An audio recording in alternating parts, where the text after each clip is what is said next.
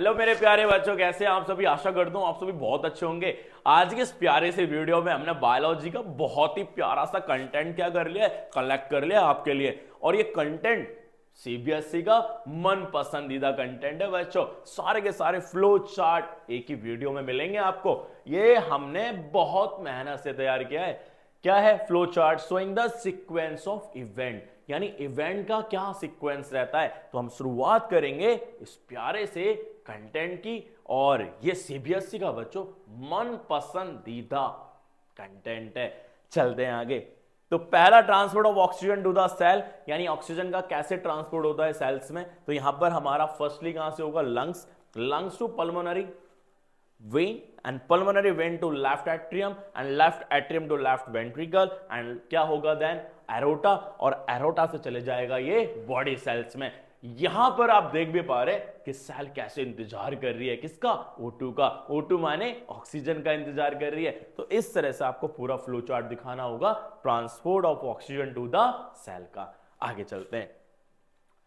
Path in human alimentary canal, कैसा path आपको कैसे दिखाना होगा कि path in human alimentary canal किस तरह से रिप्रेजेंट करना होता है। फर्स्टली होगा माउथ से फिर होगा oesophagus, then stomach, then small intestine, large intestine, rectum and last one is anus. इस तरह से आपको दिखाना होगा ह्यूमन एलिमेंट्री कैनाल का पूरा पाथ। आगे चलते हैं बच्चों।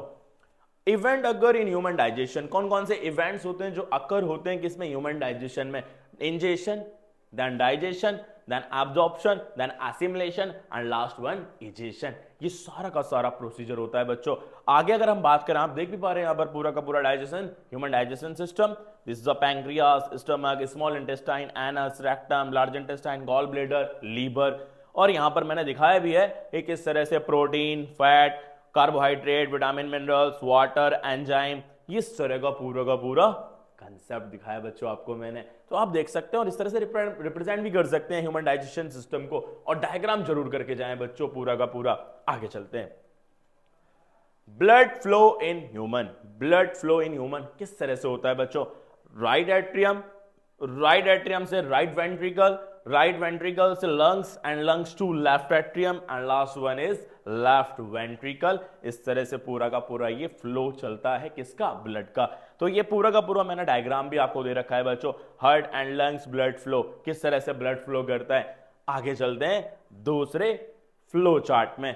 ये फ्लो चार्ट है हमारा path of urine in our body, किस तरह से यानी यूरिन ट्रेवल करता है kidney to ureter, ureter to urinary bladder, and urinary bladder to urethra. इस तरह से पूरा का पूरा यूरिन ट्रेवल करता है बच्चों।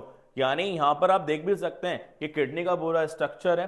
ये राइट रेनल आर्टरी है, राइट किडनी है, और राइट रेनल वेन है, यूरेटर है, यूरेथ्रा है, गॉल ब्लैडर है, लेफ्ट रेनल वेन है, लेफ्ट किडनी है, और लेफ्ट रेनल आर्टरी है। इस तरह से डायग्राम भी आप रिप्रेजेंट कर सकते हो। बहुत सिंपल डायग्राम है बच्चों ये। आगे चलते हैं। Regulation of urine concentration in winter, यानी किस तरह से रेगुलेट करता है urine at the time of winter यानी सर्दियों में बच्चों। तो यहां पर किस तरह से देखो, सर्दियों में क्या होता है बच्चों? सर्दियों में होता है मोर यूरिन फॉर्म, ज्यादा मात्रा में यूरिन क्या होता है? फॉर्म होता है। ये सारा का सारा फ्लो चार्ट उसी का है कि किस तरह से ज्यादा फॉर्म होता है। तो less water used for metabolism, more blood volume, less concentrated of ADH, ADH means anti diuretic hormone. Then उसके बाद less permeability of DCT. What you understand by DCT? DCT बच्चों होता है डिस्टल कन्वोल्यूटेड टैब्यूल, ये full form भी याद कर लेना आप। देन उसके बाद last reobservation of absorption of H2O into DCT and collecting duct, and last जिसकी वजह से क्या होता है? More urine is formed. तो ये पूरा का पूरा फ्लो चार्ट था विंटर का। समर में क्या होता है? लैस होता है। समर वाले को भी देख लेते हैं यहां पर। तो regulation of urine concentration in summer, summer में क्या होगा? More water used for metabolism, less blood volume, and more concentrated of ADH, anti-diuretic hormone, and more permeability of DCT. DCT means अभी मैंने आपको बताया कि distal convoluted tabule, and last more reabsorption of H2O into blood capillaries. Blood capillaries में क्या होता है? ज्यादा मात्रा में रीएब्जॉर्प्शन होता है किसका? H2O का। जिसकी वजह से लेस यूरिन क्या होता है बच्चों, फॉर्म्ड होता है, यानी कम मात्रा में यूरिन बनता है। आगे चलते हैं। passage of air through the respiratory system in human beings, firstly क्या होगा, कैसे पास होती है एयर बच्चों respiratory system in human beings के अंदर। तो फर्स्टली होगा एक्सटर्नल नॉस्ट्रिल्स, देन होगा नसल पासेज, देन होगा नसल कैविटी, देन होगा फायरिंग्स, देन उसका लायरिंग्स, देन उसके बाद trachea and bronchi, bronchioles, alveolar sacs, alveoli and then blood capillaries. तो इस तरह से आपको पूरा का पूरा फ्लो चार्ट याद कर लेना है प्रैक्टिस करके। इस तरह से एयर क्या होती है, पास होती है, कहां से, रेस्पिरेटरी सिस्टम में बच्चों। तो पूरा का पूरा पाथ आप याद करेंगे, किस तरह से आपको लर्न करना है, वो सारा का सारा छोटा छोटा मैंने आपको दिखा दिया है। आगे चलते हैं। Sequence of anaerobic reaction in east, हम ईस्ट में भी बात करेंगे और मसल सेल्स में भी बात करेंगे बच्चों। तो यहां पर ग्लूकोज है, ग्लूकोज यानी C6H6O6, 6 12 6 यानी C6H12O6, ये हमारा ग्लूकोज का फॉर्मूला हो गया। तो ग्लूकोज यानी in presence of cytoplasm and no need या नो ऑक्सीजन रिक्वायर्ड, यहां पर ऑक्सीजन की कोई आवश्यकता नहीं है। देन ये क्या फॉर्म करेगा, पायरुवेट। पायरुवेट का फॉर्मूला क्या होता है, C3H4O3। यहां पर 2 हमने जो लगा रखा है बैलेंसिंग के लिए लगा रखा है बच्चों। आगे चलेंगे, इन प्रेजेंस ऑफ साइटोप्लाज्मा और again no oxygen required, then it will form 2C2H5OH, यानी ये हमारा 2 लगा हुआ है बैलेंस करने के लिए, और ये इथेनॉल है और ये कार्बन डाइऑक्साइड है, और एनर्जी जो बनेगी 2 ATP बनेगी, यानी ATP मतलब एंडिनोसाइन ट्राइफॉस्फेट। ठीक है बच्चों, आगे चलते हैं। Sequence of anaerobic reaction in muscle cell, अभी हमने इसकी बात करी थी, अब हम मसल सेल्स की बात करेंगे। Glucose in presence of cytoplasm, और यहां पर भी क्या होगी, नो ऑक्सीजन रिक्वायर्ड, और then it will form pyruvate. Pyruvate का फॉर्मूला भी डिस्कस किया, C3H4O3, एंड इन आगे चलेंगे, in presence of cytoplasm no oxygen required, then it will form lactic acid plus energy 2 ATP, यानी 2 ATP एनर्जी फॉर्म करेगी। और लैक्टिक एसिड का फॉर्मूला आपको याद कर लेना है, CH3CHOHCOOH, ये लैक्टिक एसिड का फॉर्मूला है विच इज प्रेजेंट इन सोर मिल्क। सोर मिल्क में ये बच्चों प्रेजेंट होता है। आगे मैंने यहां पर बताया भी है कि साइटोप्लाज्म होता है क्या, साइटोप्लाज्म काम क्या काम करता है, ये रिमूव करता है वेस्ट मटेरियल को, आगे हेल्प इन सेल रेस्पिरेशन, और कन्वर्ट करता है ग्लूकोज को एनर्जी के अंदर। तो ये किसका काम होता है, साइटोप्लाज्म का। तो साइटोप्लाज्म जो आ रहा था बच्चों, हमने उसको भी यहां पर डिस्कस कर लिया, ये इसका स्ट्रक्चर है, ये इसका क्या है बच्चों, स्ट्रक्चर। आगे चलते हैं। इक्वेशन ऑफ एरोबिक रेस्पिरेशन, अभी हमने एनारोबिक की बात करी थी, अब एरोबिक की बात करेंगे। यहां पर glucose in presence of cytoplasm no oxygen required, 2 pyruvate in presence of mitochondria, और माइटोकॉन्ड्रिया, और यहां पर क्या होगा, ऑक्सीजन रिक्वायर्ड होगा बच्चों। Then it will form carbon dioxide, water and energy, और यहां पर जो एनर्जी बनेगी टोटल 38 ATP फॉर्म होगी बच्चों। कई बुकों में डेटा दे रखा 36 ATP का, मगर आप 38 ATP लिख दो या 36 लिख दो, कोई ज्यादा मेजर प्रॉब्लम नहीं है यहां पर। तो 38 ATP आप लिख देना फिलहाल के लिए। तो 38 ATP यहां पर एनर्जी फॉर्म होने वाली है, यानी एंडिनोसाइन ट्राइफॉस्फेट फॉर्म होने वाली है।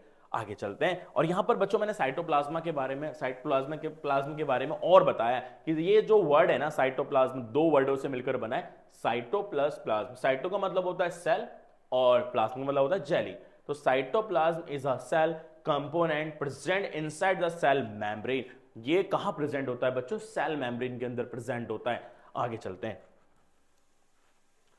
सिस्टमैटिक सर्कुलेशन, सिस्टमैटिक सर्कुलेशन होता क्या है बच्चों, this is a double circulation का ये पार्ट है, और यहां पर इन this blood completes its circulation from left ventricle to right auricle through the systematic organs of the body। तो ये इसके बारे में थोड़ा सा ब्रीफिंग दिया। उसके बाद आपको फ्लो चार्ट दिखाना होगा, कैसे बनाना होगा पूरा path. Oxygenated blood from lungs to heart and systematic arteries, then उसके बाद बॉडी पार्ट्स, देन उसके बाद सिस्टमिक वेन्स, देन लास्ट क्या होगा हमारा, हार्ट होगा। तो ये सारा आपको पार्ट बताना होगा या बनाना होगा सिस्टमैटिक सर्कुलेशन के अंदर। आगे चलते हैं।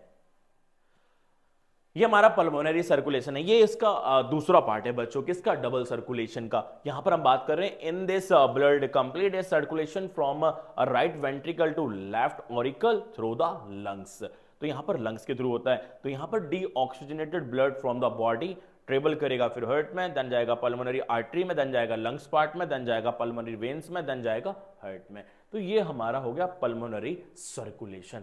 तो इस तरह से हमने दोनों को डिस्कस कर लिया, डबल सर्कुलेशन वाला जो था हमारा सिस्टमैटिक भी और सर्कुलेशन वाला पल्मोनरी भी, यानी सिस्टमैटिक हमने डिस्कस किया और सर्कुलेशन वाला पल्मोनरी वाला भी डिस्कस ही कर लिया। तो ये बात आपको लर्न कर लेने बच्चों। आगे हम बात करेंगे नर्व इंपल्स ट्रेवल्स, कैसे नर्व इंपल्स ट्रेवल करती हैं। ये न्यूरॉन का स्ट्रक्चर है और ये डेंड्राइट्स, डेंड्राइट जाएगी बच्चों कैसे ट्रेवल होता है, dendrite to cell body to axon, axon to nerve ending at the tip of axon, and then उसके बाद होगा साइनेप्स, देन उसके बाद होगा डेंड्राइट ऑफ नेक्स्ट न्यूरॉन। तो इस तरह से आपको नर्व इंपल्स का पाथ बताना है कैसे ट्रेवल होता है। तो इस तरह से आप बना सकते हैं पूरा का पूरा। न्यूरॉन का स्ट्रक्चर भी जरूर याद कर लेना बच्चों, बहुत इंपॉर्टेंट है ये। अब पेपर में ऐसा आ सकता है कि डायग्राम बना के दे देगा, आपको नेमिंग पूछ लेगा, तो नेमिंग जरूर याद कर लें और प्रैक्टिस भी एक बार कर ही लें अच्छे से। आगे चलते हैं। तो sequence when a bright light is focused on your eyes, यानी ब्राइट लाइट बहुत चटकीली लाइट जब क्या करती है, फोकस करती है आईज में, तो क्या होता है बच्चों, उसका सीक्वेंस बताना है। तो रिसेप्टर सेल्स ऑफ आईज, यानी रेटिना भी बोल सकते हैं यहाँ पर, सेंसरी न्यूरॉन, देन उसके बाद ब्रेन सीएनएस, देन उसके बाद मोटर न्यूरॉन, देन उसके बाद आई मसल्स, देन उसके बाद लास्ट वन होगा हमारा प्यूपिल कॉन्ट्रैक्ट्स या आईलिड्स क्लोज या ब्लिंक। ब्लिंक यानी झपकना बच्चों, पलक झपकना जैसे बोलते हैं, ब्लिंकिंग करना, ठीक है। तो इस तरह से आप पूरा का पूरा ये पाथ बना सकते हो, सीक्वेंस बना सकते हो, जब ब्राइट लाइट क्या करेगी, एंटर करेगी, फोकस करेगी क्या आईज में। तो इस तरह से आपको बनाना होगा। आगे चलते हैं। Sequence of reflex action, sequence of reflex action की अगर बात करें तो कैसे सीक्वेंस दिखाना होगा रिफ्लेक्स एक्शन में आपको। फर्स्टली रिसेप्टर होगा, रिसेप्टर यानी लाइक स्किन, देन उसके बाद sensory neurons, sensory neurons also called afferent nerve fibre, then उसके बाद a portion of central nervous system और portion of central nervous system also called the spinal cord और brain, इसको ये भी बोला जाता है बच्चों। आगे motor neurons also called efferent nerve fibre. तो इसमें थोड़ा कंफ्यूजन रहती है बच्चों को, सेंसरी न्यूरॉन एफेरेंट होता है और मोटर न्यूरॉन एफेरेंट होता है, ई और ए, यही डिफरेंस है बच्चों यहाँ पर। उसके बाद लास्ट होगा हमारा इफेक्टर और इफेक्टर लाइक मसल्स। तो ये पूरा रिफ्लेक्सेशन का क्या हो गया, सीक्वेंस हो गया। अच्छे से प्रैक्टिस करनी है बच्चों, बहुत मेहनत करनी है आपको, 2-3 दिन का समय रह गया है बस एग्जाम के लिए। Sequence of phase of a typical menstruation cycle, menstrual cycle का कैसे हमारा सीक्वेंस रहता है, हम बात करेंगे। मेंस्ट्रुअल यानी ब्लीडिंग फेज होता है बच्चों ये, और follicular phase also called proliferative phase भी बोला जाता है, ओव्यूलेटरी, देन उसके बाद लास्ट होगा हमारा luteal phase also called secretory phase भी बोला इसको जाता है। इन चारों फेजों को ना बच्चों अलग से डिस्कस करेंगे और जानेंगे इनके बारे में बखूबी तो नहीं कहेंगे, थोड़ा इनके बारे में नॉलेज जान लेंगे क्या क्या होते हैं फेज बच्चों। आगे हमारा ये menstrual also called bleeding phase होता क्या है बच्चों, ये menstruation is commonly known as a period, इसको पीरियड ही बोला जाता है। When you menstruate your uterus lining sheds and flow out of vagina, your period contain blood and mucus and some cell from the lining of your uterus. The average length क्या होती है बच्चों, average length of a period is 3 to 7 days होती है, यानी 3 से 7 दिन के बीच की ब्लीडिंग होती है। और इसमें लिखा हुआ है कि menstruation is a commonly known as a period, जिसको पीरियड बोले, मासिक धर्म जिसको बोलते हैं हम हिंदी में। तो आपको ये थोड़ा पढ़ लेना, अच्छे से कर लेना है पूरा का पूरा। इसमें मैंने निचोड़ पॉइंट दिए हैं बच्चों आपको, ज्यादा इसके अंदर फालतू का कोई कंटेंट नहीं है, बहुत ही निचोड़ कंटेंट है। फॉलिकुलर फेज और प्रोलीफेरेटिव फेज क्या होता है इसके बारे में थोड़ा सा जान लेते हैं। The follicular phase start on the first day of your period and last for 13 to 14 days, ending in ovulation. Ending in ovulation में होता है द पिट्यूटरी ग्लैंड जो होती है बच्चों रिलीज करती है, ब्रेन, ये कहां पर होती है, पिट्यूटरी ग्लैंड ब्रेन में होती है, और रिलीज करती है hormone to stimulate the production of follicles on the surface of ovary of an ovary. Usually only one follicle will mature into an egg. This can happen from day 10 of your cycle.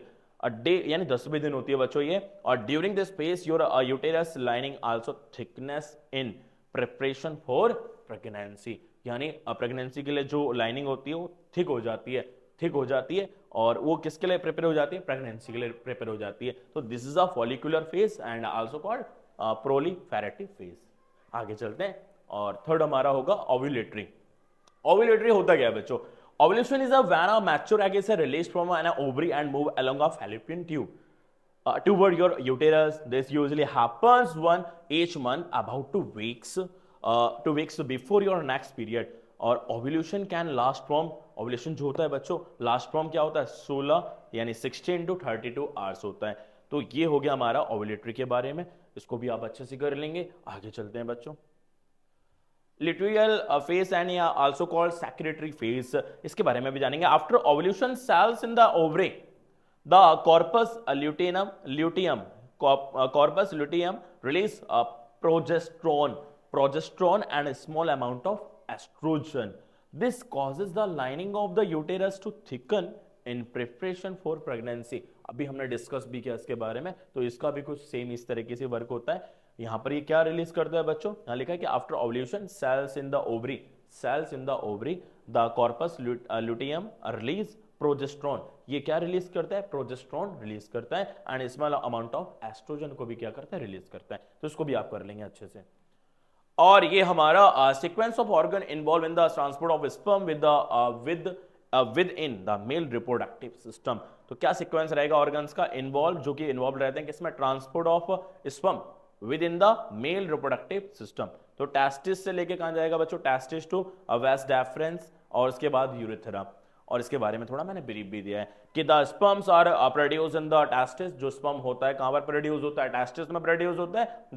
they then travel to the epididymis where they mature, जहां पर ये mature होता है। from the epididymis the sperm travel to the vas deferens, the vas deferens carries the sperms, ये कहां लेके जाता है, sperms to the ejaculatory duct में लेके जाता है, और the ejaculatory duct then join with the urethra। यहां पर ये जो ejaculatory duct होती है किससे ज्वाइन हो जाती है, किससे मिल जाती है, यूरेथ्रा से मिल जाती है। थोड़ी सी इसके बारे में ब्रीफिंग दे दी मैंने आपको।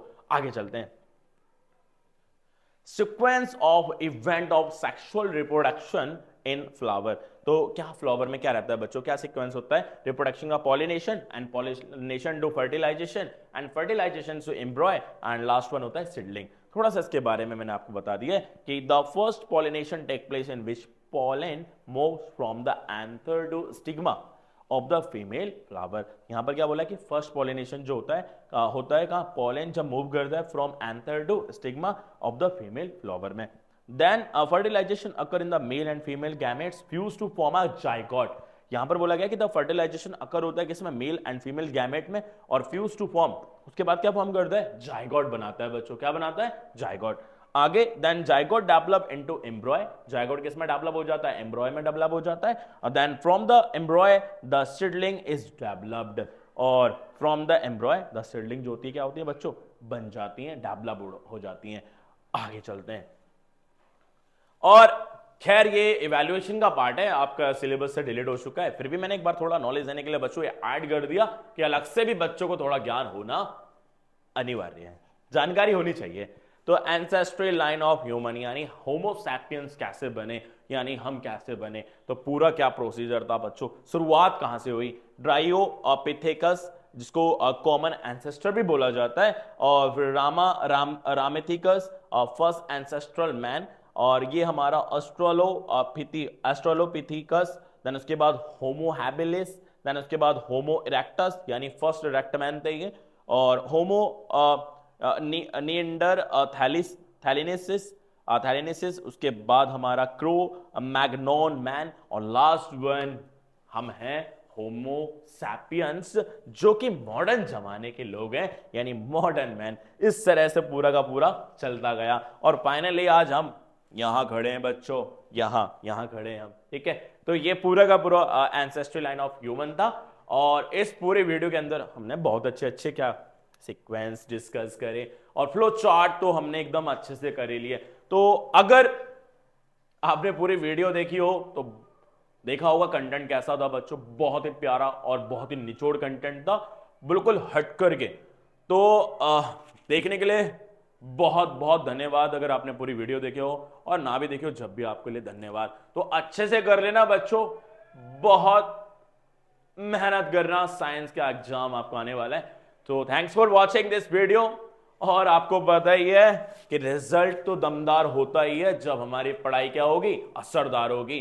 तो मेहनत करें, बहुत मेहनत करें, इस पूरी वीडियो को अच्छे से एकदम प्रिपेयर कर लें, सारे के सारे सीक्वेंस याद कर लें, बहुत बहुत इंपॉर्टेंट है बच्चों ये। सभी को ऑल द बेस्ट, अच्छा करना एग्जाम, और मुलाकात होगी हमारी अगली वीडियो में। तो आज की इस वीडियो में इतना ही। Again all the best all of you बच्चों, मेहनत करते रहें।